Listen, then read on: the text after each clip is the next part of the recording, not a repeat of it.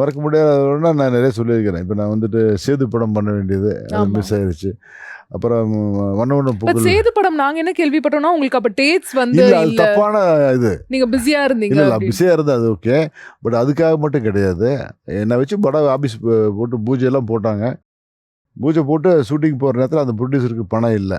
அதனால் ஷூட்டிங் போக முடியல. அதெல்லாம் நின்று போச்சு. அப்புறம் நானும் பிஸியாக ஷூட்டிங் போயிட்டு, அப்புறம் என் கூட இருந்த பாலா என்னை ரூம் போட்டு காலி பண்ணி போயிட்டார்.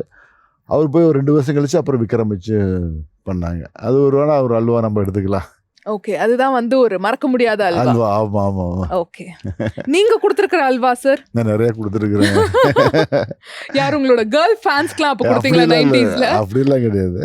நேச்சுரலாக நம்ம ஒவ்வொரு லைஃப்பில் ஒவ்வொரு விஷயங்கள் நம்ம வந்துட்டு நம்ம வீட்டுக்கு வர்றதுக்கு லேட்டாக போயிடுவோம். பொண்டாட்டிகிட்ட போய் சொல்லுவோம், ஏதோ அங்கே போய்ட்டு வந்து சும்மாச்சு சொல்லுவோம். ஃப்ரெண்ட்ஸ் கிட்ட நம்ம சொல்லுவோம், ஏதாவது சின்ன சின்னது தான். பெரிய யாரையும் ஹேட் பண்ணுற மாதிரிலாம் பண்ண மாட்டோம். ஓகே, நேச்சராக எல்லாரும் லைஃப்லேயும் இருக்குமே.